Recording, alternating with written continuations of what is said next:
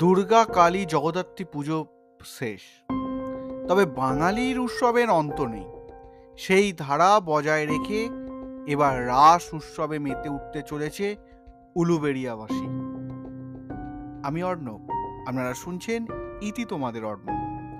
আজ আমি নিয়ে চলে এলাম উলুবেড়িয়ার রাসমেলা, জগৎ বিখ্যাত সেই রাসমেলার গল্প।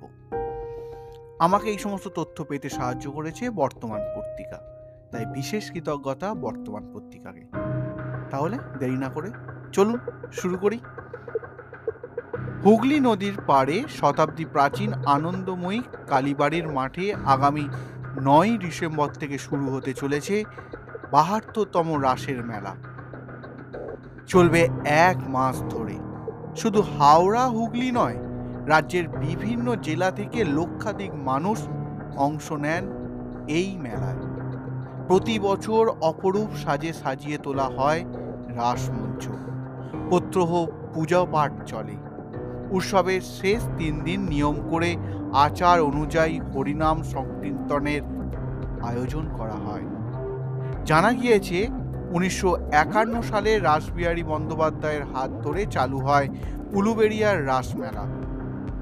তাকে সহযোগিতার জন্য এগিয়ে এসেছিলেন লক্ষ্মীকান্ত রায় ও ফণীন্দ্র দত্তের মতো ব্যক্তিরা। সময়ের সঙ্গে সঙ্গে এই মেলার বহর আরও বেড়ে চলেছে।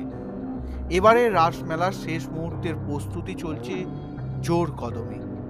পূর্ণিমার দিন মূল রাস মঞ্চ সাজানো হয়। রাসের অন্যান্য পুতুল বসানোর কাজ চলছে।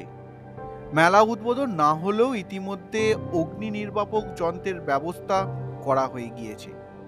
কালীবাড়ি সূত্রের খবর, দর্শনার্থীদের নিরাপত্তায় থাকছেন পুলিশ ও স্বেচ্ছাসেবকরা। লাগানো হয়েছে সিসিটিভি ক্যামেরা। মেলা প্রাঙ্গণে পানীয় জল, মেডিকেল টিমেরও ব্যবস্থা থাকছে। হাতে আর দিন কয়েক মাত্র সময়।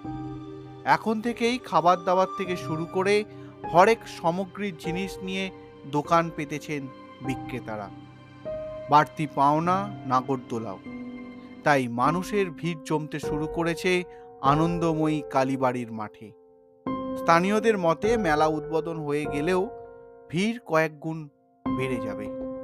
প্রধান আকর্ষণ অবশ্যই রাসের মূল মঞ্চ, তবে তার সঙ্গে বাদাম জিলিপির সঙ্গে নিয়ে পরিবার পরিজন বন্ধু বান্ধবদের সঙ্গে আড্ডা ফি বছর এই মেলার অন্য মাত্রা যোগ করে। আমার জেলা হাওড়ায় বিখ্যাত রাস উৎসব একবার অন্তত এসে দেখুন উলুবেড়িয়ার রাসমেলায়। কিরকম লাগলো আজকের তথ্য অবশ্যই আমাকে লিখে জানাবেন। আর যারা নতুন শুনছেন তারা অন্যান্য এপিসোডগুলো শুনে নিয়ে একটা রেটিং অবশ্যই দেবেন, এটাই প্রত্যাশা করি। আজ এখানেই শেষ করি। দেখা হচ্ছে ঠিক এই সময় নতুন কিছু তথ্য নিয়ে অবশ্যই। ততক্ষণের জন্য টাটা।